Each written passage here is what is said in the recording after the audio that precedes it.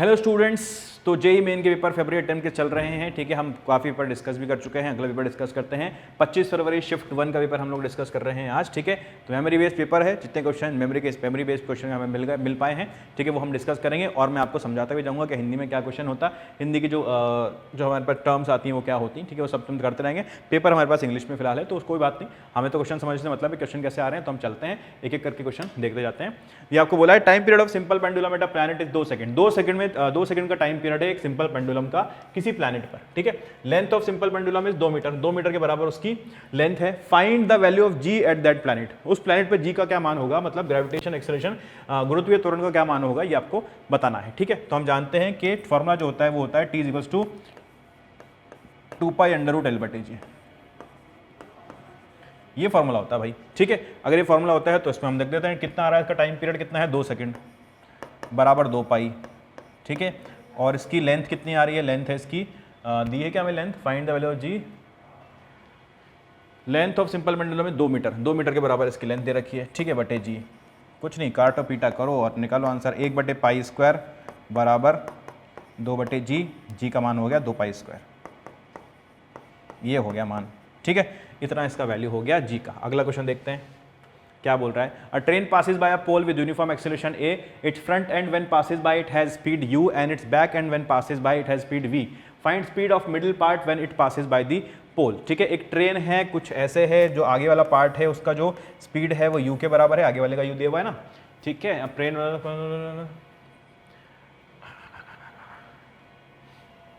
अच्छा ये यहाँ पे एक पोल मान लेते हैं हम, तो ये आगे वाला पार्ट जब निकला होगा यहाँ से तो u से निकला होगा। ठीक है, और पीछे वाला पार्ट जब निकला होगा यहाँ से तो वो v से निकला होगा।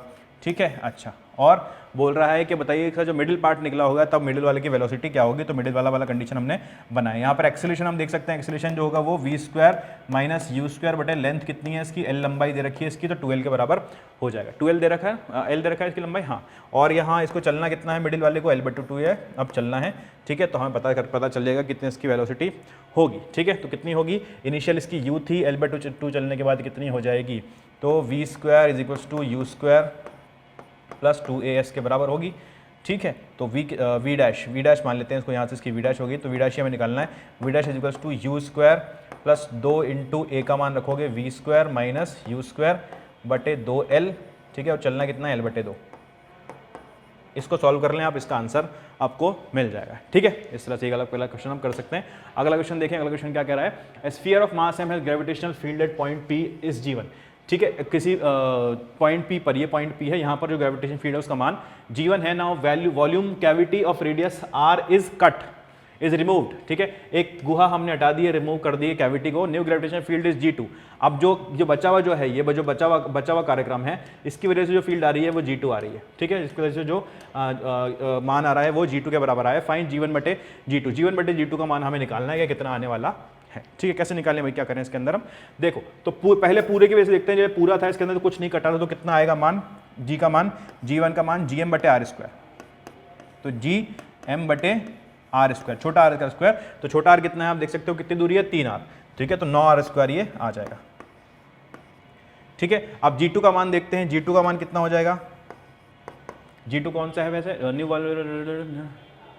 अच्छा काटने के बाद जो हुआ, तो काटने के बाद क्या होगा, gm बटे आर स्क्वायर में से गुहा को काट दिया आपने।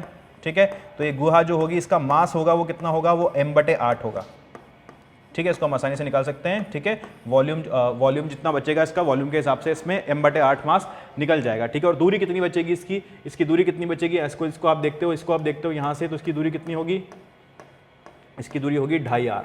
ठीक है, 2.5r दूरी होगी इसकी यहाँ से, ये 2.5r दूरी हो जाएगी। तो क्या लिखूँ मैं इसको, 2.5r को 5r बटे 2, तो 25r स्क्वायर बटे 2, 2 को ऊपर ले लेते हैं। ठीक है, तो ये बटे 4, क्या किया, 25r स्क्वायर बटे 4। ठीक है, 4 आएगा ऊपर। ठीक है, तो G2 कितना हो जाएगा हमारे पास, gm बटे 9r स्क्वायर माइनस gm बटे 50r स्क्वायर। ठीक है, ये हमारे पास होगा, इसको थोड़ा सा हल करेंगे तो क्या होगा, 50 माइनस 9 41 gm बटे आर स्क्वायर, 50r स्क्वायर, ये मान आएगा G2 का। G2 का मान आ गया हमारे पास ये, ठीक है, ये G2 का मान आ गया, हमें चाहिए G1 बटे G2, तो इसको डिवाइड कर दो, G1 बटे G2 जो आप निकालोगे तो वो कितना होगा, ये 50 ऊपर चला जाएगा, 41 नीचे आएगा, तो 50 बटे 41 इसका मान आ जाएगा, ऑप्शन 2 इसका सही हो जाएगा। अगला क्वेश्चन देखें जरा। A screw gauge shows 8 division on circular scale below reference line when no object is placed. A screw gauge shows 8 division. कोई भी ऑब्जेक्ट जब नहीं रखा हुआ है, जब कुछ भी चीज़ नहीं रखी हुई, कुछ भी चीज़ हम नहीं माप रहे हैं, तब जो वैल्यू आ रही है वो आ रही है 8 डिवीजन, ठीक है, 8 डिवीजन शो कर रहा है, ठीक है, 8 डिवीजन ये शो कर रहा है ऑलरेडी। जब तो इसके अंदर जीरो एरर है, मतलब हमें समझ में आ रहा है कि अब इसके अंदर जीरो एरर है, ठीक है, 8 डिवीजन का जीरो एरर है। Number of division of circular scale is 100, circular scale पे डिवीजन है वो 100 के बराबर है, ठीक है। 1 complete rotation in advance 1 mm, 1 mm के मेजर करता है जब हम इसको एक कंप्लीट रोटेशन दे देते हैं। Copper wire is measured, copper wire को मेजर किया है कंप्लीट 1 रोटेशन में, क्या कैसे मेजर कर रहा है, एक बार कंप्लीट कर लेता है रोटेशन और 72 डिवीजन आगे चला जाता है, और 72 डिवीजन आगे चला जाता है, ठीक है। Find the radius of copper, radius निकालना है हमें कि रेडियस कितना होगा।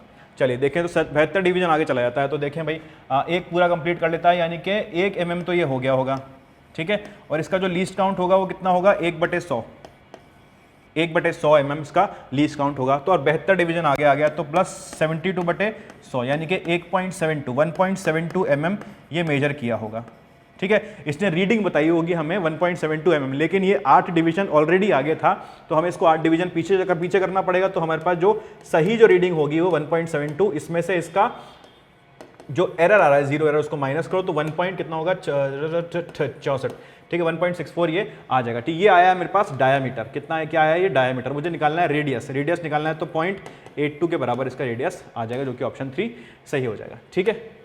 अगला क्वेश्चन देखते हैं क्या हो रहा है। Match the following dimensions. Kinetic energy दिखा रहा है, काइनेटिक एनर्जी का डायमेंशन क्या होते हैं, काइनेटिक मोमेंटम के, प्लैंक कांस्टेंट के, इलेक्ट्रिक पोटेंशियल के, ये सारे डायमेंशन आपको निकालने हैं। तो काइनेटिक एनर्जी का डायमेंशन आप देखिए m1 × t-2, जहाँ दिख रहा हूँ मिला दो उसको, तो AQ का ही मिल रहा है, तो हाँ ठीक है AQ मिल रहा है। मोमेंटम मास इंटू वेलोसिटी ये दिख रहा है साफ साफ BP, ठीक है। अच्छा, और प्लैंक कांस्टेंट बचता है, ये मिलेगा, ठीक है, क्योंकि पोटेंशियल आ रहा है, पोटेंशियल में चार्ज आएगा तो इसी से मिलेगा, ठीक है, चार्ज आ रहा है कूलम माइनस में, बहुत आसान से देख के पता चल रहा है कि क्या होने वाला है। तो इस तरह से आप इसको मिला और जो ऑप्शन दिख रहा है आपको उसको कर लो। Particle revolves in a vertical circular motion attached to light fixed length of radius 1 metre, radius क्या, लेंथ, फिक्स लेंथ 1 मीटर, ठीक है। वर्टिकल सर्कुलर मोशन कर रहा है पार्टिकल, ठीक है। अच्छा, ratio of maximum minimum tension is given as 5:1, तो मैक्सिमम और मिनिमम टेंशन जो दी है वो 5:1 के रेशियो में है, 5/1 है, 5/1 के रेशियो में है, ठीक है। स्पीड का find the minimum speed in the motion, minimum speed क्या होगी हमें बताना है। तो मैक्सिमम मिनिमम कहाँ टेंशन होगी भाई, ये तो देखना पड़ेगा ना, पहले हम बना लेते हैं ऐसे गोला एक, ठीक है, ये वर्टिकल सर्कल बना लिया हमने, और यहाँ पर जो टेंशन होगी यहाँ पर मैक्सिमम होगी और यहाँ पर टेंशन होगी मिनिमम होगी। यहाँ पर हम मान लेते हैं कि इसका जो वेग है वो u के बराबर है, और यहाँ पर हम मान लेते हैं वेग जो है वो कितना हो जाएगा इसके हिसाब से, तो √u² - 4gl के बराबर माइनस हमारे पास ये वैल्यू आ जाएगी, ठीक है। मास इसका m है ही है और इसका भी मास तो m है ही है, सेम पार्टिकल है, ठीक है। और क्या कर सकते हैं हम, और हम तो बस वैल्यू लिख सकते हैं अब तो। मैक्सिमम टी मैक्स की वैल्यू लिखे तो यहाँ पर क्या आएगी वैल्यू, यहाँ पर वैल्यू क्या आ जाएगी mg प्लस टी मैक्स की वैल्यू आएगी mg प्लस mu²/L, ठीक है। और टी मिनिमम की वैल्यू लिखते हैं तो कितनी आ जाएगी, ये ऊपर लग रहा होगा, इस पर mg नीचे लग रहा होगा, ठीक है, m/L और इसका square u² - 4gl minus mg, ठीक है।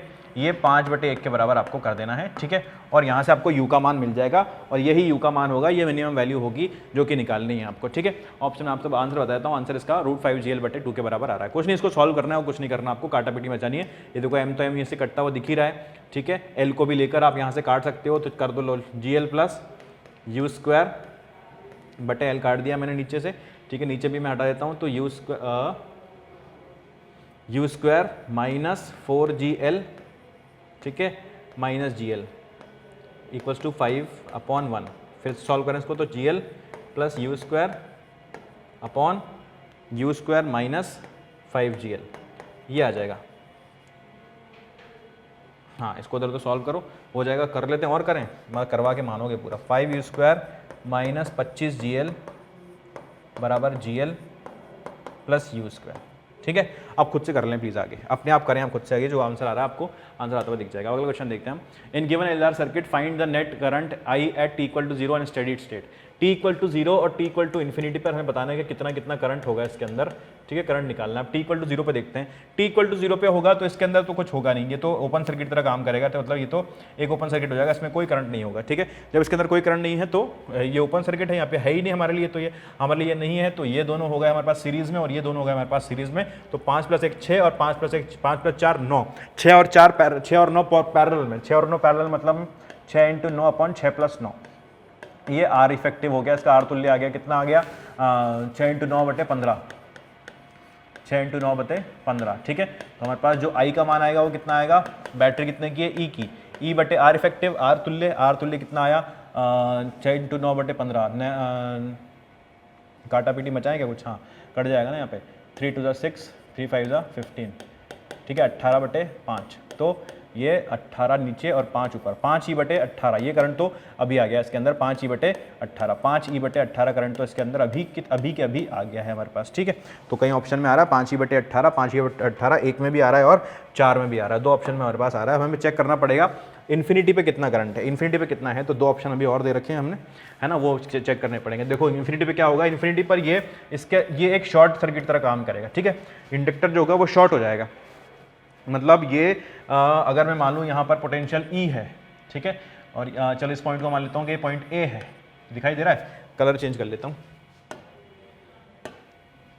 ये पॉइंट A है, ठीक है, और ये पॉइंट मान लेता हूँ कि ये पॉइंट B है, ठीक है, और इसको मान लेता हूँ कि ये पॉइंट C है, तो ये पॉइंट भी C हो जाएगा। आप देखोगे AC के बीच में क्या क्या लगा हुआ है, ये 5 और ये 5, ये 5 और ये 5 AC के बीच में है, और ये 1 और ये 4 BC के बीच में है, ठीक है।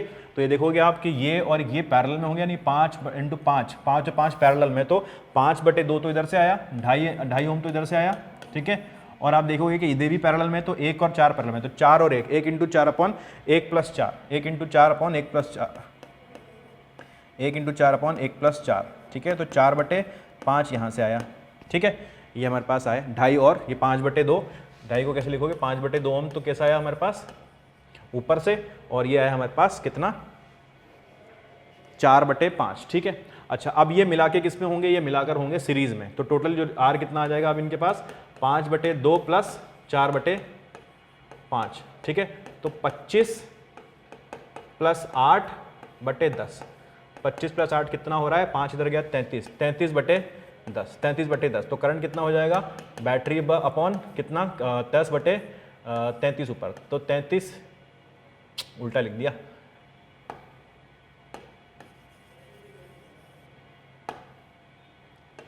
कितना हो जाएगा, बैटरी E/R, आर कितना है 33/10, तो 10E/33, 10E/33 किस में आ रहा है, ऑप्शन नंबर 1 में आ रहा है, 5E/18 और 10E/33 हमारे पास यहाँ से मिल रहा है, ठीक। कलर चेंज कर लें, बहुत ही बुरा लग रहा है।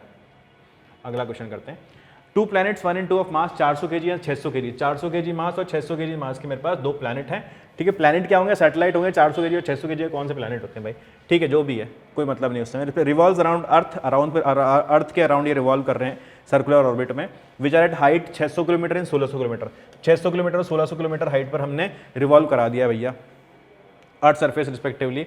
Find T2 - T1, T2 - T1 पता करना है कि कितना आने वाला है, ठीक है। करते हैं हम, T2 T1 निकालना पड़ेगा पहले हमें क्या क्या दिया है, मास दिया है M1 दिया है 400 kg, और क्या दिया है, M2 दिया है हमें 600 kg,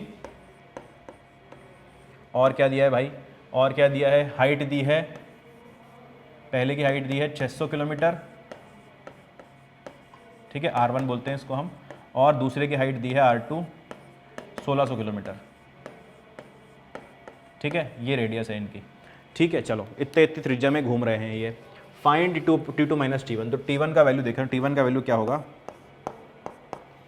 T1 का वैल्यू निकालना है हमें, तो टाइम लगेगा इसको, तो कितना घूमेगा, 2πr घूमेगा ये, ठीक है, और कितने वेग से घूमेगा, v1 वेग से घूमेगा, और v1 हम निकाल सकते हैं, v1 का मान क्या होगा 2πr1/GM/R1, ठीक है, तो ये हमारे पास T1 का मान आ जाएगा, ठीक है। अच्छा, और T2 का मान हम निकालेंगे यहाँ से, यहाँ इसी तरह से T2 का मान भी हम निकाल सकते हैं, वो 2πr2/GM/R2 के बराबर आ जाएगा, ठीक है, ये हमारे पास आ गया v का मान, ठीक है, ऑर्बिटर वेलोसिटी जो हम लिखी है ऑर्बिटर वेलोसिटी गया, यहाँ से t2 आ गया, t1 आ गया, आपको बस t2 माइनस t1 ही तो करना है, आप t2 का मान भी निकालो, वैल्यू रख के t1 का मान निकालो, t2 माइनस t1 करो, आंसर निकालो, खत्म करो, थोड़ा कैलकुलेटिव सवाल करना है अपने आपको।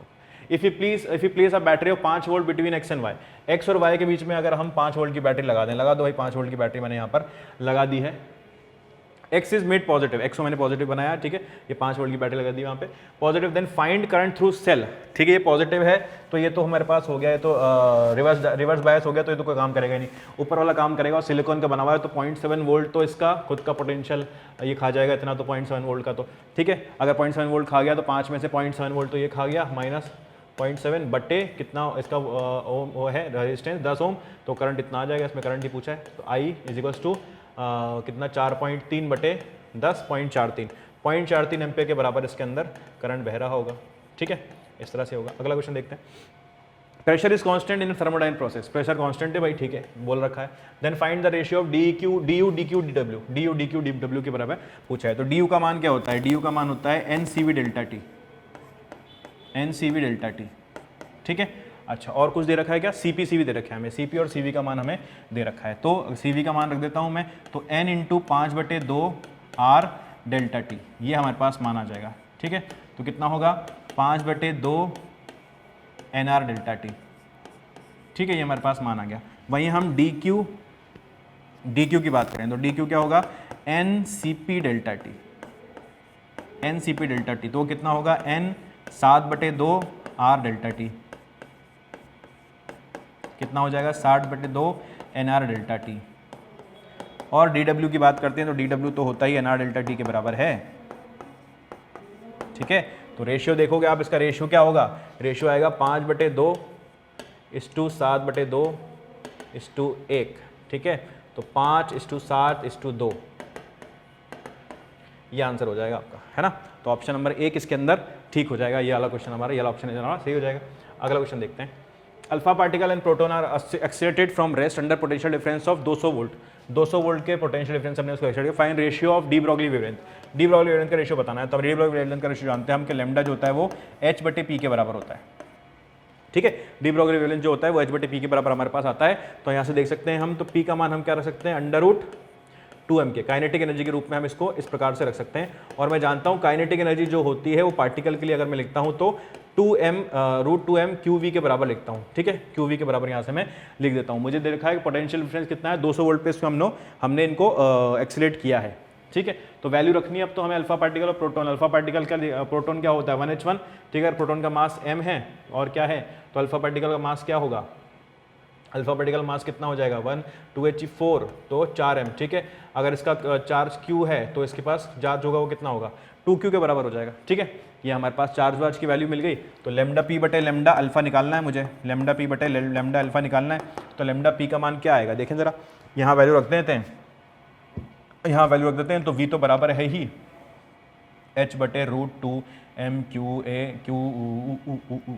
तो ऊपर आएगा q अल्फा m अल्फा, नीचे आएगा QP/MP, वैल्यू रखनी है, Q अल्फा का मान क्या होगा, Q अल्फा का मान हमने देखा कि 2Q के बराबर है, M अल्फा का मान किसके बराबर है 4M के बराबर है, ठीक है, ये Q के बराबर है और M के बराबर है, तो 8 आ जाएगा, ठीक है, लैम्डा बटे का हुआ ये का हुआ भाई, रूट है ना, रूट भी तो है भैया, रूट कौन लगाएगा, ठीक है, तो √8 आया, यानी कि 2√2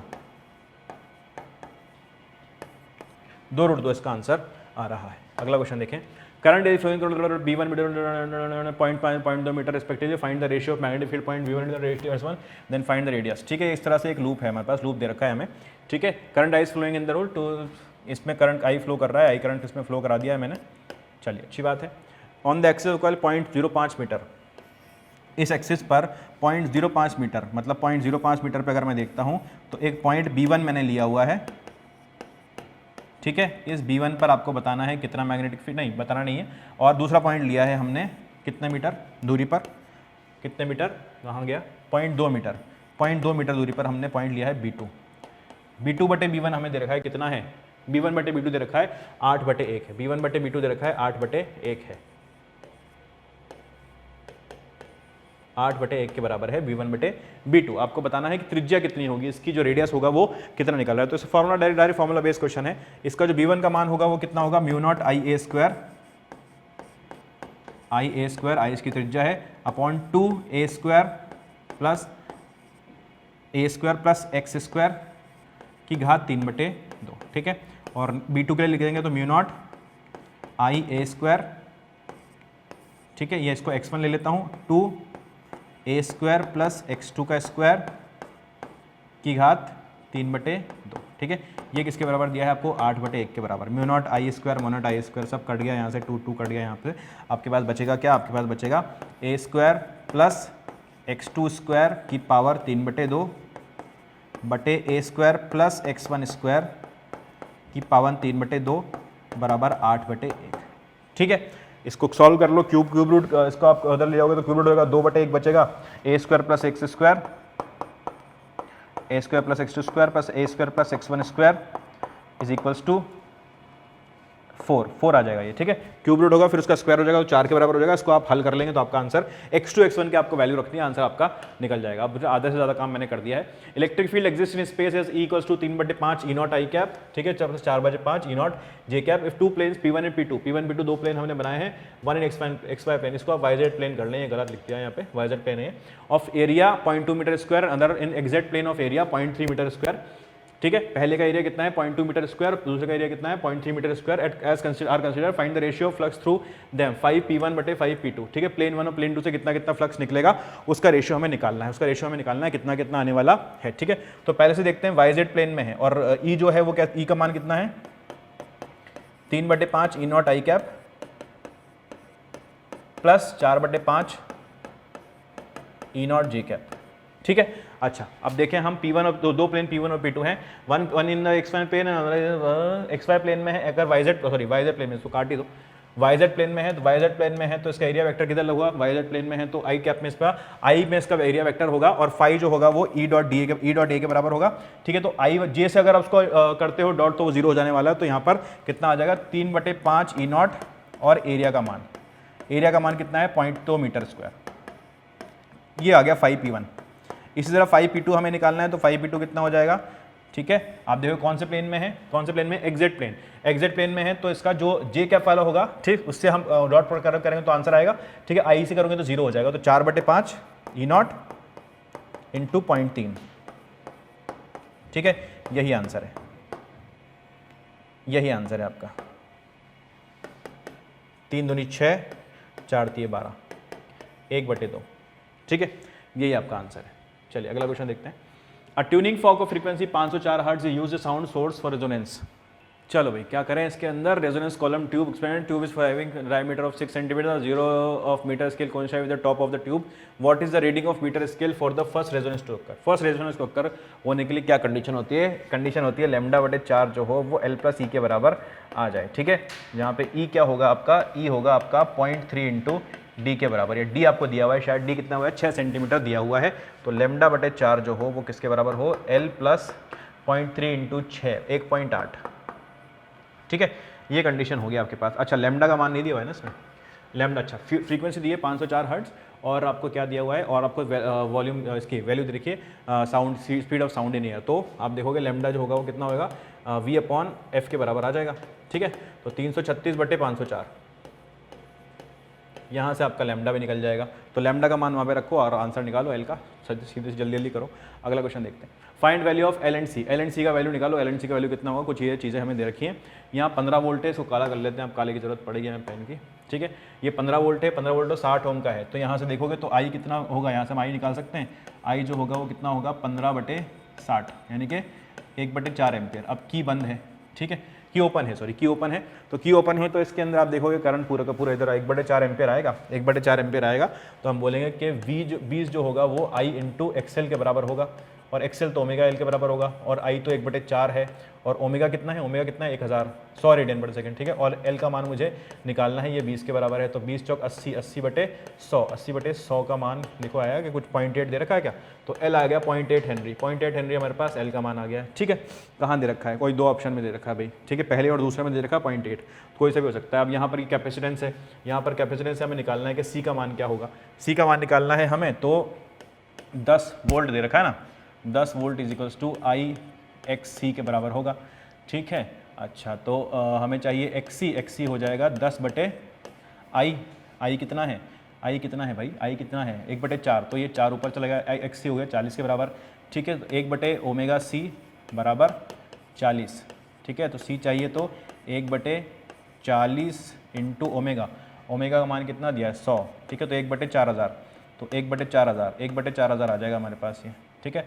तो कितना हो जाएगा ये, अगर मैं ऊपर कर देता हूँ 10 की घात 6, तो 250 कटेगा, 250 माइक्रोफेरेड, तो सी का मान 250 माइक्रोफेरेड आ गया, और ए का मान कितना आ गया 0.8 हेनरी आ गया है, ठीक है। तो ऑप्शन नंबर 1 इसके अंदर हमारा ठीक हो जाएगा। अगला क्वेश्चन देखें, 3 पार्टिकल्स प्रोटॉन से 1 ड्यूट्रॉन से 2 अल्फा पार्टिकल से 3, ठीक है। प्रोटॉन का देखें तो प्रोटॉन का मास अगर हम मान लेते हैं m है, ठीक है, अरे चल जा भाई, प्रोटॉन का मास m है और चार्ज q है, ठीक है। तो ड्यूट्रॉन का मास कितना होगा, ड्यूट्रॉन कितना हो जाएगा आपका, चार्ज तो इस पर 1h2, तो मास 2m हो जाएगा, और चार्ज तो q ही रहेगा इसके ऊपर, ठीक है। और अल्फा पार्टिकल देखते हैं तो इसके ऊपर मास हो जाएगा 4m और चार्ज हो जाएगा 2q, ठीक है। ये इन पे हो जाएंगे। आर हैविंग इक्वल मोमेंटम, इन दोनों को इनका मोमेंटम इक्वल है, मतलब P1 P2 P3 के बराबर है। मतलब अगर मैं बोलूँ P1 जो है प्रोटॉन का, ड्यूट्रॉन का और अल्फा पार्टिकल का, ये तीनों बराबर हैं, मतलब M1V1, क्या बोलें तो MV1 बराबर 2MV2 बराबर 4MV3, ये बराबर है साहब, ठीक है। पूछा है V1 V2 V3 का क्या अनुपात होगा, F1 F2 F3 का क्या अनुपात होगा, V1 V2 V3 का अनुपात ही पूछा है, और M1 M2 M3 का अनुपात ही पूछा है। तो V1 जो है वो 2V2 4V3 इसके यहाँ बराबर आ जाता है, 1:2:4 में। तो हमारे पास वेलोसिटी आ रही है, पहले कौन लिखा हुआ है, पहले आपके पास लिखा हुआ है, पहले क्या लिखा हुआ है भाई, पहले फोर्स लिखा हुआ है, पहले फोर्स लिखा हुआ है, कॉमा लगा हुआ है बीच में, समझ ही में नहीं आ रहा कुछ भी।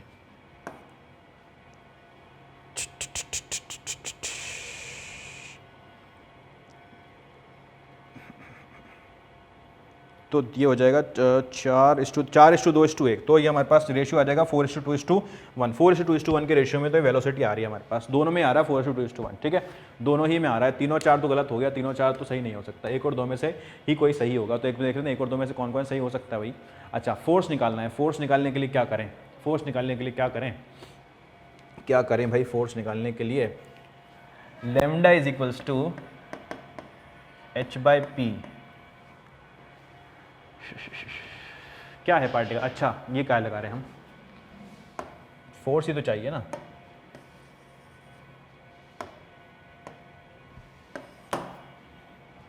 तो फोर्स जो होगा वो किसके बराबर होगा, QVB के बराबर होगा, फोर्स होगा QVB के बराबर होगा भाई, ठीक है। इसमें हम जरा सा थोड़ी सी कारिस्तानी अगर करें, इसको अगर m से मल्टीप्लाई और डिवाइड कर दें तो QMV/B/m, ठीक है। तो Q क्या हुआ, ये MV क्या हुआ, QPV/m के बराबर आ जाएगा, ठीक है, QPV/m के बराबर। तो F1 का मान क्या आएगा, F1 का मान क्या आएगा, मान रखो Q है, इसका जो मोमेंटम हो कितना है P1 है, और B कितना है, B तो B है, और M कितना है, M है, ठीक है। F2 कितना है, Q है, P2 है, ठीक है, B है, और कितना है 2M है, ठीक है। और F3 कितना है, Q है, P3 है, B है, और4M है, ठीक है। ये सारी वैल्यू आपको पता है, वैल्यू रखें और आंसर निकालें। बताता हूँ इसका आंसर जो है वो पहला सही है शायद, जहाँ तक मुझे याद है, ठीक है। आप अपने आप सॉल्व कर सकते हैं इसका। If ratio of intensity of 2 coherent light sources given as 2x, then find out value of Imax minus Imin, Ix plus Imin, ठीक है। तो हमें चाहिए क्या वैल्यू चाहिए, हमें दिया हुआ है I2/I1 का जो रेशियो दिया हुआ है, या I1/I2 का रेशियो मान लो, I1/I2 का जो रेशियो दिया है वो कितना दिया हुआ है, वो 2x के बराबर दिया है, ठीक है। कितना दिया है, 2x के बराबर ये रेशियो हमें दिया है। हमें क्या निकालना है, हमें निकालना है Imax minus Imin upon Imax plus Imin, ठीक है। तो हम जानते हैं Imax का जो मान होता है वो किसके बराबर होता है,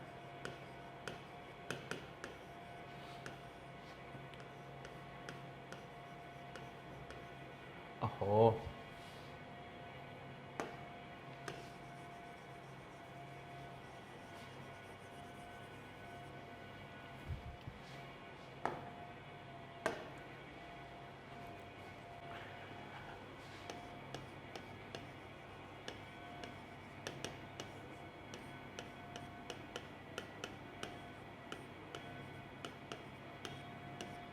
और आई मिनिमम का जो मान होता है वो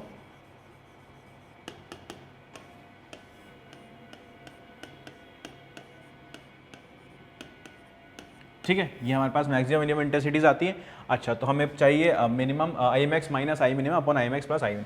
अच्छा, पहले इसको थोड़ा सा हल कर लेते हैं। I1 बटा I2 का मान मुझे 2x कितना दिया हुआ है, 2x दिया हुआ है, तो इसको अंदर ले लूँ तो डिवाइड कर दूँ। अगर इसको मैं रूट I2 से डिवाइड कर दूंगा तो कितना हो जाएगा, रूट I1 बटे I2 प्लस 1 का होल स्क्वायर। ठीक है, और यहाँ पर भी अगर मैं इसको डिवाइड करता हूँ, रूट I1 बटे I2 माइनस 1 का होल स्क्वायर। ठीक है, ये मेरे पास आ जाता है। अच्छा, तो देखो भाई रूट I1 प्लस I2 क्या होगा, रूट I1 प्लस I2 में दे रखा है I1 प्लस I2 को मान जो I1 अपॉन I2 का मान मेरे पास 2x दे रखा है, तो रूट 2x प्लस 1 का होल स्क्वायर, और ये हो जाएगा रूट 2x माइनस 1 का होल स्क्वायर। ये हमारे पास वैल्यू आ जाएंगे। अब करते हैं इसमें कारस्तानी वो लाने की कोशिश करते हैं। तो वो लाने के लिए हमें क्या करना पड़ेगा, आई max minus I minimum upon I max plus I minimum. ठीक है, अच्छा इसको हम कैसे ले सकते हैं, I max upon I minimum minus 1 upon I max upon I minimum plus 1। ठीक है, आई मिनिमम से मैंने डिवाइड कर दिया। ठीक है, इस तरह से लिख सकते हैं। मतलब इन वैल्यूज़ के अगर अंदर मैं प्लस 1 कर माइनस 1 करके और नीचे प्लस 1 करके डिवाइड करके इनको कर दूं, अगर माइनस 1 प्लस 1 कर दूं तो मुझे पास आंसर आ जाएगा। ठीक है, तो मुझे बेसिकली करना क्या है, मुझे करना है रूट 2x प्लस 1 का स्क्वायर, ठीक है, अपॉन रूट 2x माइनस 1 का square minus 1 upon root 2x plus 1 का square upon root 2x minus 1 का स्क्वायर प्लस 1। ठीक है, इसको सॉल्व करना है, इसको थोड़ा सा मैथमेटिकल सॉल्व करना है, आपका आंसर आता हुआ आपको नजर आ जाएगा। ठीक है, अगला क्वेश्चन देखते हैं हम। Frequency of wave to be modulated is 2 kilohertz. एक जिसको वेव को मॉड्यूलेट करना है उसकी फ्रीक्वेंसी 2 किलोहर्ट्ज है, कैरियर वेव की 1 मेगाहर्ट्ज है। ठीक है, असर्शन दे रखा है frequency range in which signal operates is 4 kilohertz, 4 kilohertz में ऑपरेट करेगा सिग्नल। और रीजन दे रखा है the side band frequencies are 998 kilohertz and 1002 kilohertz. ठीक है, साइड बैंड फ्रीक्वेंसी 998 किलोहर्ट्ज और 1002 किलोहर्ट्ज है। ठीक है, चलिए देखते हैं इसको हम। तो 4 किलोहर्ट्ज की इसके अंदर रेंज आएगी, क्या रेंज आएगी देखें तो जो 2 किलोहर्ट्ज का इसका हमारे पास वेव है, frequency of wave to be modulated. ठीक है, तो 2 किलोहर्ट्ज।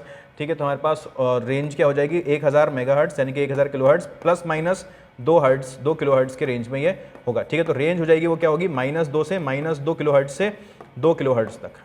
ठीक है, तो 4 किलोहर्ट्ज हो गई भैया, 4 किलोहर्ट्ज की रेंज है, तो ऑप्शन ये असर्शन तो सही है।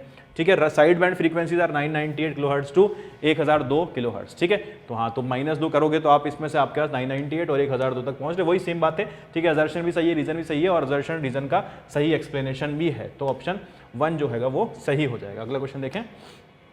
A freely kept rod is heated and there will be no thermostat generated in it. When a rod is heated, it expands.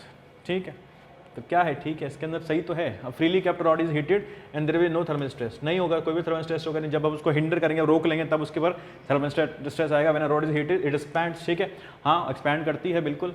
तो assertion is true, reason is true and assertion is true explanation. ठीक है, दोनों सही तो हैं, तो इसमें भी जो ऑप्शन नंबर 1 है वो सही हो जाएगा। ठीक है, अगला क्वेश्चन देखो। 2 planets have same escape velocity but different masses. इनका escape velocity सेम है, VR सेम है, VE सेम है, और masses अलग अलग है। masses m1 m2 हम मान लेते हैं। ठीक है, अच्छा, for same escape speed m1 r1 must be equal to m2 r। देखें भाई क्या है, escape speed का फॉर्मूला क्या होता है, √2 gm1 by r1। ठीक है, और दूसरे के लिए देखते हैं तो √2 gm2 by r2। ठीक है, ये आता है मेरे पास। तो m1 by r1 equals to m2 by r2 आना चाहिए। ठीक है, तो ये जो रीजन है वो गलत हो जाएगा, तो ऑप्शन नंबर कौन सा, असर्शन सही है, रीजन फॉल्स हो जाएगा, ऑप्शन नंबर 3 इसके अंदर सही हो जाएगा। अगला क्वेश्चन देखा जाए। Half life of x is half of life of y after time of 3 half life of 5। ठीक है, 3 हाफ लाइफ के बाद का होगा भाई साहब, 3 हाफ लाइफ के बाद क्या हो रहा होगा, number of undecayed nuclei of x and y become equal. Number of undecayed nuclei of x and y बराबर हो जाते हैं, तो n1 बाय n2 का मान निकालिए। तो पहले मान लेते हैं n1 का मान दे लेते हैं हमारे पास। ठीक है, कुछ मान है n1 का। ठीक है, n1 है और n2 जो है वो n2 है। N1 है और शुरू में N2 है। ठीक है, कितनी हाफ लाइफ, 3 हाफ लाइफ की बात करेंगे, तो 3 हाफ लाइफ की बात करेंगे तो n/2 फिर उसका वी हाफ, उसका वी हाफ, तो ये हो जाएगा n/8। ठीक है, और ठीक है। अच्छा, और हमें बोला है कि x की जो हाफ लाइफ है वो y की आधी है, वो y की आधी है। Half life x is half of life of y, half life of y। ठीक है, y की आधी है ये। ठीक है, तो जितना ये डीके होगा वो उसका भी, उसमें भी, और उसमें उससे कम समय में हो जाएगा, तो इसकी 6 हो जाएगी ना। तो n की पावर 2/6, 2 की 2/6 क्या होता है, ये n1 और ये n2/64। ठीक है, तो इतना बचेगा ये। ठीक है, उसकी हाफ लाइफ है, मतलब उसको 3, अगर इसकी 3 हाफ लाइफ हुई है तो उसकी 6 हाफ लाइफ हो गई होंगी, ऐसा हम मान सकते हैं। तो n1/8 और ये n2/64 आ जाएगा, और ये बराबर दे दिया आपको, n1/8 जो है वो n2/64 के बराबर है। ठीक है, तो उल्टा कर दिया क्या हमने? हाँ, मैंने उल्टा लिख दिया, बिल्कुल पूर्ण रूप से मैंने उल्टा लिख दिया इसको।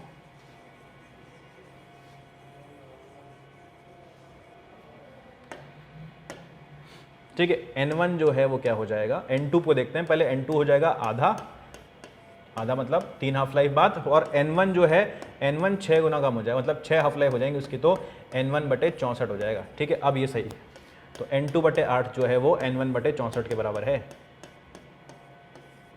तो n1/n2 निकालना है हमें। n1/n2 कितना होगा, 64/8 के बराबर होगा, तो 8 × 8 = 64, 8 आ गया आंसर, है ना। n1/n2 का मान जो आएगा वो 8 के बराबर आ जाएगा। अगला क्वेश्चन देखते हैं। A non conducting container is moving with 30 metre per second, 30 metre per second चल रहा है। 1 मोल मोनोएटॉमिक गैस है उसके अंदर। ठीक है, mass of gas inside the container is 4 ये 4 kg है। ठीक है, यू गलत लिख दिया इसने। If container suddenly stops, container रुक जाता है, टेम्परेचर में चेंज आता है ΔT, then x/3r, what ΔT is x/3r, what is the value of x। ठीक है, कुछ नहीं, एनर्जी कंजर्वेशन लगा दो इसके अंदर, KI प्लस UI बराबर K final plus U final. जो यहाँ पे इंटरनल एनर्जी U मैंने U से दिखाई है, पोटेंशियल एनर्जी नहीं है। ठीक है, KI क्या हो गया हमारे पास, हाफ mv², किससे चल रहा है ये, हाफ mv²। ठीक है, और UI क्या हो जाएगा, f/2। ठीक है, मोनोएटॉमिक गैस है तो nRT, R को दिया nRT, T इनिशियल, ये हमारे पास आ जाएगा। K फाइनल 0 और U फाइनल कितना हो जाएगा, f/2 nRT फाइनल। ठीक है, कुछ ज़्यादा तामझाम करने की जरूरत नहीं है। m का मान रखो 4। ठीक है, यहाँ रखो 30 का स्क्वायर। ठीक है, इसको ले जाओ f/2, n का मान आपने रखा है, n 1 मोल है, r का मान T फाइनल माइनस इनिशियल, ये ΔT का मान आपने रख देना है। ठीक है, ये आपके पास आ जाएगा। अच्छा, वैल्यू रख देते हैं, सारी वैल्यू रख देते हैं। यहाँ पर आपको ΔT का मान जो है x/3r के बराबर दिया हुआ है। मोनोएटॉमिक गैस है तो f का मान 3 आ जाएगा यहाँ पर, इसको सॉल्व कर लो तो कितना हो जाएगा, 2। ठीक है, 900 1800 तो यहाँ से आ गया, 1800 बराबर 3/2, n 1 है, r का तो मान है ही इसमें। ठीक है, ΔT। अच्छा, ये कटेगा 900, अरे कटेगा क्यों यार, मल्टीप्लाई होगा 3600/3r जो है वो ΔT के बराबर है। अच्छा, ये आ गया हमारे पास, और यही इसमें x/3r के बराबर दे रखा है, तो यहाँ पे आप देख सकते हो x जो है वो 3600 के बराबर आ रहा है। अगला क्वेश्चन देखते हैं। An object when placed at 10 centimetre from convex lens, 10 centimetre जब इसको रखा जाए कॉन्वेक्स लेंस से, and when placed at 20 centimetre from it, image produced है सेम हाइट की इमेज प्रोड्यूस हो रही है। ठीक है, find focal length of the lens. ऐसा तब हो सकता है, हाइट सेम हो सकती है लेकिन जो इमेज हो एक बार सीधी बने और एक बार उल्टी बने। ठीक है, ऐसे दो केस तभी बन सकते हैं, जब एक बार सीधी बन रही हो एक बार उल्टी बन रही हो। तो मैग्निफिकेशन जब पहली बार बन रहा है और जो मैग्निफिकेशन दूसरी बार बन रहा है वो बराबर तो हो लेकिन नेगेटिव साइन के साथ। ठीक है, मतलब एक बार सीधी बने एक बार उल्टी बने, तो पहले मैग्निफिकेशन का हम क्या लिखेंगे, f/f+u, f+u यानी कि f का मान कितना है, u का मान कितना है, -10, और यहाँ पे -f/f+u, और यहाँ पर u का मान कितना है, -20। सॉल्व करो, आंसर निकालो। ठीक है, घटाघट इसको सॉल्व करो, आंसर निकालो। तो f - 20 बराबर -f+10। ठीक है, तो आप इसको सॉल्व करो तो 2f बराबर 30, f बराबर 15 सेंटीमीटर आपके पास f का मान आ जाएगा। ठीक है, इस तरह से इसको आप सॉल्व कर सकते हो जल्दी। A transmitter circuit is used for transmission of EM waves having wavelength 960 metre if capacitor used in circuit was of 2.56 microfarad, 2.56 microfarad का इसके अंदर कैपेसिटर हमने इस्तेमाल किया है। The self inductance of the inductor coil used in the circuit P × 10⁻⁸ है। Find P निकालना है। क्या बोल रहा है, transmitter circuit used EM wave having wavelength of 960 metre, 960 metre की इसमें वेवलेंथ है। ठीक है, इफ कैपेसिटर, अच्छा,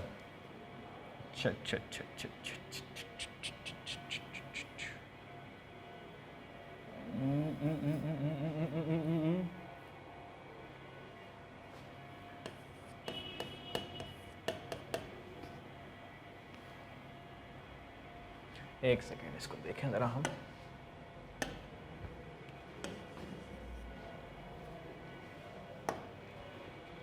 अच्छा रेजोनेंस कर रखा है ना यार, यहाँ पे रेजोनेंस पढ़ा ही नहीं, रेजोनेंस हो रहा है ना। अच्छा ठीक है, रेजोनेंस हो रहा है तो हम क्या लिखेंगे, हम लिख सकते हैं कि जो हमारे पास 2πf होगा, 2πf is equals to 1/√LC। ठीक है, ये रेजोनेंस की कंडीशन हमारे पास हो जाती है। ठीक है, या फिर उसको ले सकते हैं हम 4πf pi square F square जो होगा वो 1/LC के बराबर होगा। ठीक है, एल हमें बेसिकली चाहिए तो हम वैल्यू रख देंगे 4π स्क्वायर। अच्छा एफ है हमारे पास, लेकिन हमारे पास एफ नहीं दिया हुआ है, हमें लेमडा दिया हुआ है, तो उसको कोई दिक्कत नहीं है, सी स्क्वायर बाय लेमडा स्क्वायर पर रख देते हैं, बाय लेमडा स्क्वायर हम कर देते हैं 1/LC के बराबर ये आ जाएगा। ये सी भैया स्पीड ऑफ लाइट है, ये कैपेसिटेंस है, इसका ध्यान रखें, उल्टी सीधी चीज़ें ना कर दें। तो 4π स्क्वायर इंटू 3×10⁸ का स्क्वायर, ठीक है, अपॉन लेमडा, लेमडा कितना दिया है 960 मीटर, 960 का स्क्वायर इंटू सी कितना दिया है 2.56 माइक्रोफेराड, 2.56 इंटू 10⁻⁻6, ये आएगा 1/L के बराबर, ये आएगा 1/L के बराबर। ठीक है, 1/L के बराबर ये आएगा, तो 1/L निकल जाएगा यहाँ से, उल्टा कर लो L निकल जाएगा। ठीक है, उल्टा कर लो, तो उल्टा करोगे तो 960 इंटू 960 बटे 4π स्क्वायर इंटू 9 इंटू 10⁸, 8 दूनी 16 इंटू 2.56 इंटू 10⁻⁻6। ठीक है भैया, सॉल्व करें, अपने आप आंसर निकालें, इसका आंसर खुद से निकाल सकते हैं, आपको बता दिया करना कैसे, रेजोनेंस कंडीशन लगानी है, कुछ नहीं करना। In a thermodynamic process pressure P and volume V related to as P is equals to kV cube. If initial temperature gas is 100 degree, final temperature is 300, 100 और 300 है हमारे पास final temperature. If work done the process is x and r, then what will be the value of x, x की value क्या होगी बताना है। ठीक है, थर्मोडायनेमिक प्रोसेस है। ठीक है, पूछे वर्क, पूछा है वर्क बताना है कि वर्क कितना हुआ है, तो वर्क हम जानते हैं कितना होता है NR डेल्टा T बटे 1 - x। ठीक है, किसी प्रोसेस में अगर x पता चल जाए तो हमारे पास काम हो जाएगा। भाई x क्या होगा, P is equals to kV cube दे रखा है, इसको कैसे लिख सकता हूँ मैं, v को इधर ले आता हूँ तो PV की power -3 is equals to k। ठीक है, यहाँ से x पता चल रहा है साफ साफ के -3 के बराबर है, रख दो वैल्यू, यहाँ पर रख दो वैल्यू, तो NR डेल्टा T कितना हो जाएगा, 300 है -100, 200 इंटू NR बटे 1 -3 जो कि 4 के बराबर होगा, तो ये 50 NR के बराबर आएगा। तो x NR के बराबर दे रखा है, जो यहाँ पर x का मान होगा वो 50 के बराबर आ जाएगा, आंसर होगा हमारा 50, x जो होगा 50 के बराबर होगा, x जो होगा वो 50 के बराबर होगा। अगला क्वेश्चन देखें, देर आर 512 मर्करी ड्रॉप्स। ठीक है, बाप रे 512 मर्करी ड्रॉप क्या करेंगे यार, इतने सारे मर्करी ड्रॉप मिलकर, कोई दिक्कत नहीं। Initially each has a potential of 2 volt, हर का पोटेंशियल कितना है 2 वोल्ट है। Now all drops are combined to make a single drop, सबको हमने कंबाइन कर दिया और सिंगल ड्रॉप बना दिया, बहुत वेले लोग हैं यार हम लोग। ठीक है, find the potential of single drop, single drop का पोटेंशियल बताओ कितना आने वाला है। ठीक है, क्या करना है, सिंगल ड्रॉप थी हमारे पास, छोटी सी मान लेते हैं सिंगल ड्रॉप है हमारे पास, और ऐसे ही हमारे पास 512 ड्रॉप है, इन सबको मिला के हमने बना ली एक बड़ी ड्रॉप। ठीक है, अच्छा इसके बारे में बात करें तो उसका पोटेंशियल कितना है 2 वोल्ट, तो इसका पोटेंशियल कितना हो जाएगा KQ/R के बराबर, जहाँ पे मैंने इसका Q माना है, जो पोटेंशियल इसके पास जो चार्ज है वो Q है और इसका रेडियस है वो R के बराबर है। अच्छा 512 ड्रॉप है, तो 512 ड्रॉप के पास चार्ज कितना हो जाएगा 512 Q। ठीक है, रेडियस पता करना पड़ेगा, रेडियस कितना होगा, रेडियस पता करने के लिए हम बोलते हैं कि वॉल्यूम इसका जो होगा वो बराबर हो जाएगा 512 का वॉल्यूम, 512 इंटू इसका 4/3 πr क्यूब, ये किसके बराबर होगा 4/3 पाई बड़ा R का क्यूब, बड़ा R यहाँ पे मान लिया मैंने इसकी त्रिज्या है, इस बड़े वाली बूंद की। ठीक है, ये है भैया कहानी, तो ये कट जाएगा तो क्या बचेगा, 512 किसका क्यूब होता है भैया 8 64 64 इंटू 8, हाँ 512, 8 क्यूब 8 R का क्यूब बराबर R का क्यूब। ठीक है, तो R जो हो गया वो 8 R के बराबर मेरे पास आ गया, R जो हो गया वो 8 R के बराबर मेरे पास आ गया। ठीक है, अच्छा इसके पोटेंशियल की बात करता हूं तो इसका पोटेंशियल कितना आएगा KQ/R, तो K इंटू 512 क्यू बटे बड़ा R के मान क्या है 8 R के बराबर। ठीक है, तो ये आ गया हमारे पास। अच्छा तो कितना आया, ये है पोटेंशियल आ गया इसका बड़े वाले इस बूंद का, जिसको V डैश बोल देता हूँ मैं, तो V डैश कितना होगा, V डैश होगा 512/8 इंटू KQ/R, और KQ/R का मान यहाँ से कितना आया था 2। ठीक है, तो ये 4 गया। ठीक है, कितना आ गया 4 एकम 4, 4 दूनी 4 एकम 4, 4 दूनी 8। ठीक है, और 4 अट्ठे 32, 128 वोल्ट हमारे पास आ जाएगा कि सारी बूंदें मिलकर 128 वोल्ट बनाएंगी। अच्छा, ये क्वेश्चन देखते हैं। In the given circuit find energy in J stored, energy in joule stored in circuit at t equal to 4 second. T equal to 4 second पे कितनी एनर्जी होगी इसके अंदर होगी? हम जानते हैं एनर्जी होगी वो हाफ एल आई स्क्वायर के बराबर होगी। ठीक है, आई पता नहीं है हमें, आई पता करना पड़ेगा हमें। ठीक है, ये तो दे रखा है 2 हेनरी है, आई पता करना पड़ेगा। आई पता करने के लिए हम लिख सकते हैं कि L D I by D T जो है वो 3t के बराबर दे रखा है, सर्किट में दिखा रखा है। ठीक है, 3t दे रखा है, L D I by D T मेरे पास 3t के बराबर यहाँ से आ जाएगा। इसको उधर लेके जाओ तो एल डी आई जो होगा वो 3t dt के बराबर आ जाएगा, 3t dt के बराबर आ जाएगा। ठीक है, अच्छा चलें भाई, अब भाई क्या चाहिए? जो 4 सेकंड है ना, तो हम तो यहाँ से इक्वेशन निकाल लेते हैं, इंटीग्रेशन करते हैं तो एल आई बराबर 3t स्क्वायर बाय 2। ठीक है, ये हमारे पास इक्वेशन आ जाएगी। यहाँ से करंट मुझे मिल गया है 3t स्क्वायर बटे 2l। ठीक है, यहाँ वैल्यू रखो भाई हाफ एल आई स्क्वायर, तो हाफ इंटू एल इंटू आई स्क्वायर, और आई स्क्वायर की जगह पे क्या रखोगे? 3t स्क्वायर बटे 2l का स्क्वायर। कुछ नहीं, वैल्यू रखी है आपने, इसका आंसर आप निकाल लेंगे। सारा वैल्यू 2 हेनरी दे रखा है। अब टी का मान आपको 4 रखना है, एल का मान आप काट पीट करके इसका आंसर आएगा आपके पास 144 जूल। ठीक है, आंसर निकाल के आप इसका देख सकते हो। अच्छा, figure shows the regular octagon A B C D E F G H if A O 2 A B इतना है, इतना इतना इतना इतना इतना इतना इतना है, then value of X is, X की वैल्यू बतानी है। एक्स कहाँ गया? कहाँ भैया एक्स? अच्छा, this is equal to X times of A O, X times of A O के बराबर है। वैल्यू ऑफ एक्स कितना होगा ये आपको बताना है। ठीक है, सबको ऐड कर रहा है, A B A C A D, अच्छा सबको ऐड इसने कर रखा है। ठीक है, तो इसको मान लेते हैं ए, इसको मान लेते हैं बी, इसको मान लेते हैं सी, इसको मान लेते हैं डी, इसको मान लेते हैं ई, इसको मान लेते हैं एफ, और इसको मान लेते हैं जी, और इसको मान लेते हैं एच। ठीक है, तो बेसिकली हमें सबको ऐड कर रखा है, तो A B plus A C, A B plus A C, A B तो ए है, ठीक है, ए वेक्टर है, चलो, और बी सी क्या है? ए बी प्लस किसको ऐड किया है? ए सी को, ए सी को, ए सी क्या है? Okay okay okay okay okay okay okay okay okay okay okay okay, ऐसे नहीं करेंगे इसको हम, ऐसे ना करना पड़ेगा हमें, ऐसे नहीं कर सकते हम इसको, एओ के फॉर्म में निकालना है हमें सब। तो भाई कैसे करें इसको? ये हमने ये वहाँ पर जो बनाया ना, इसको हटा देते हैं हम, ये नहीं ले पड़ेंगे पाएंगे हम, ये हमारे काम की चीज़ नहीं है। ठीक है, इसके अलावा हम क्या कर सकते हैं? हम लेते हैं ऐसे, हम मानते हैं ये एओ जो है ये ए वेक्टर है, ठीक है, ये हमारे पास बी वेक्टर है, ये सी है, ये डी है, ये ई है, और ये एफ है, और ये जी है, ठीक है, और ये एच है। ठीक है, ये हमारे पास चीज़ें हैं भाई। अच्छा, अब मैं ए बी वेक्टर लिखना चाहता हूँ, तो ए बी वेक्टर किसके बराबर होगा? ए बी वेक्टर आएगा मेरे पास बी वेक्टर माइनस ए वेक्टर के बराबर आ जाएगा। ठीक है, ए सी लिखना चाहूँ तो सी माइनस ए के बराबर आ जाएगा, ए सी वेक्टर लिखना चाहूँ तो सी माइनस ए के बराबर आ जाएगा। इसी तरह से सारे वेक्टर जो मैं लिखना चाहूँगा वो डी माइनस ए, बी सी माइनस ए, एफ माइनस ए, जी माइनस ए, एच माइनस ए, ये मेरे पास आ जाएगा। ठीक है, तो इन सबको ऐड करता हूँ, तो ए बी की जगह पे क्या लिखूँ? बी माइनस ए सी की जगह पे क्या लिखूँ? सी माइनस ए डी की जगह पे क्या लिखूँ? डी माइनस ए ई की जगह पे क्या लिखूँ? ई माइनस ए, ठीक है, ए एफ की जगह पर एफ माइनस ए, ठीक है, और ए जी की जगह पर जी माइनस ए, और ए एच की जगह पर एच माइनस ए। ठीक है, ये हम लिखेंगे तो कितना आ जाएगा? B plus C plus D plus E plus F plus G plus H. ठीक है, ये तो B plus C plus G plus, अरे क्या कर रहे हैं, ए बी सी डी भी नहीं आती भैया हमें सही से, B plus C plus D plus E plus F plus G plus H minus कितने ये बचे? 1 2 3 4 5 6 7 7 ए।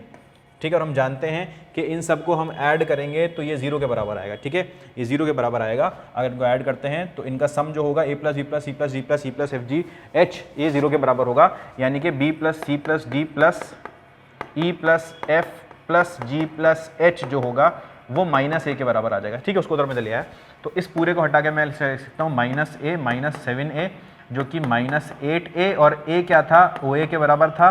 ठीक है, तो 8 टाइम्स OA के बराबर आ गया, तो x का वैल्यू जो आया यहाँ पे, x का जो वैल्यू आया वो 8 के बराबर आ गया है। ठीक है, अगला क्वेश्चन देखते हैं। In the given potentiometer experiment K1 is closed, first keeping K2 open, K2 is closed, keeping K1 open, then the figure shows find output E2 बटे E1। E2 बटे E1 हमें चाहिए, तो E2 बटे E1 कितना होगा? E2 बटे E1 होगा जितना L2 बटे L1 के बराबर, जितना लेंथ आगे जा रहा है उतना अपॉन L2 बटे L1। ठीक है, L2 बटे L1। अच्छा, तो L2 कितना जा रहा है भाई? देखें तो पहले कौन सा है, तो समझ में भी तो नहीं आ रहा है इसके अंदर कौन सा कहाँ पर जोड़ रखा है इन्होंने, कोई बात नहीं हम देखते हैं। अच्छा देखो ये 1 मीटर का आता है, तो 1 मीटर, 2 मीटर, 3 मीटर, और ये यहाँ से जहाँ तक हम जाएंगे तो ये 20 है, तो ये 80 हो जाएगा, तो 380। ठीक है, ये होगा लेंथ L1। ठीक है, तो ये होगा 380। ऊपर देखते हैं, इसमें यहाँ तक जाते हैं, यहाँ तक गया है, तो देखो तो 1 2 3 4 5 6 7 और यहाँ तक 60, 760 सेंटीमीटर ये आगे जा चुका होगा। तो देखो कितना आ जाएगा, कि 2 बार में जा रहा है, हाँ ये 2 बार चलेगा, तो आंसर इसका 2 आ जाएगा। ठीक है, E2 I1 जो होगा वो 2 के बराबर आ जाएगा। ठीक है, ये पेपर हमने डिस्कस किया आज। ठीक है, और ये पेपर होते हैं वो हम डिस्कस करते जाएंगे धीरे धीरे। आप इनको देखें, लुत्फ उठाएं, ठीक है, मजे उठाएं इस पेपर के। जो एग्जाम होते जा रहे हैं, ठीक है, जिनके एग्जाम हो रहे हैं वेरी गुड, अगले अटेम्प्ट के लिए तैयारी करें, जिनका नहीं हुआ है वो तैयारी करते रहें। ठीक है, आज के लिए इतना ही, थैंक यू।